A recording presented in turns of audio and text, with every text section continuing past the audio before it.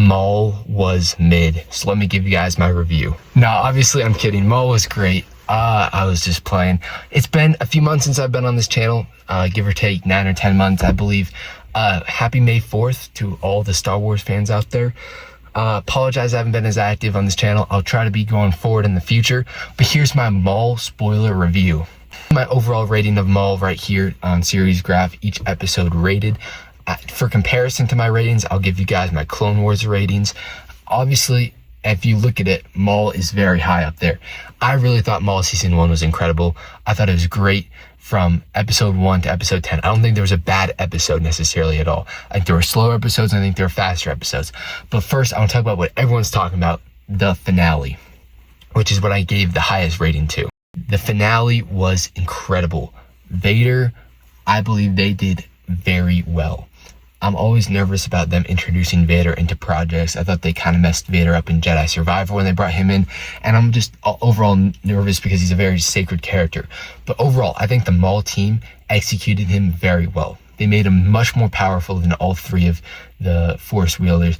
When they soloed him, Vader easily destroyed. Obviously, when he fought Daki, he killed him to the end. I'll talk about that more later. But when he fought Maul, he took care of Maul, but Maul also held his own a little bit. I thought that was pretty good. And then took care of Daki and Devin pretty easily by himself. But let's talk about Daki's death.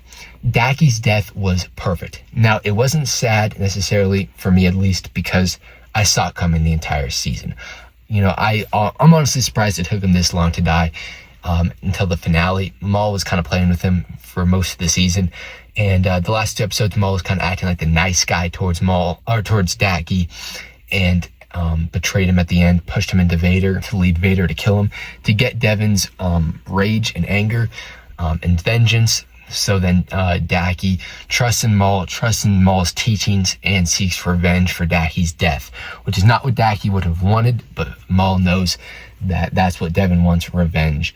And that was the best way to seek that. And I thought they did a great job with that in leading Devin to the dark side, which we'll see her become Darth Talon, I believe is how you say it. I haven't really read the Star Wars books, to be honest, but I'm excited to see season 2 of Devin, what that leads to. But I thought they set up her fall to the dark side very well.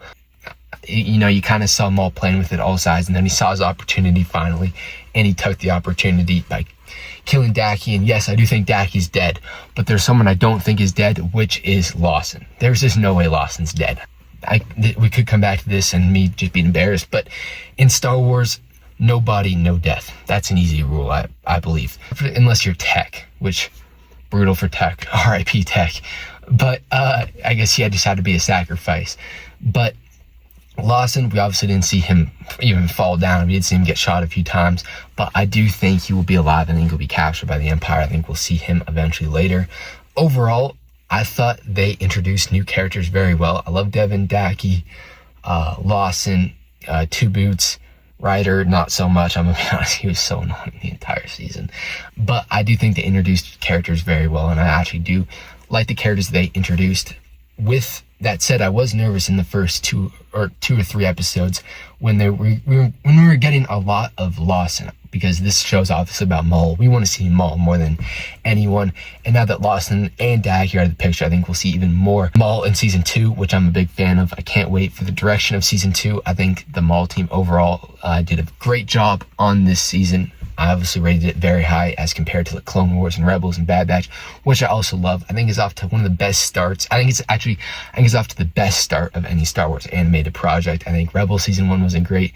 Neither was Clone Wars season 1, and Bad Batch season 1 was honestly probably the best of Bad Batch, but I think Maul season 1 clears all 3 of those first seasons. So I think Maul is off to the best start. I obviously love Rebels and Clone Wars. Bad Batch is pretty good as well, but Maul could take the cake, and I can't believe that because I'm a big Rebels fan specifically. I also love Clone Wars. They're very close.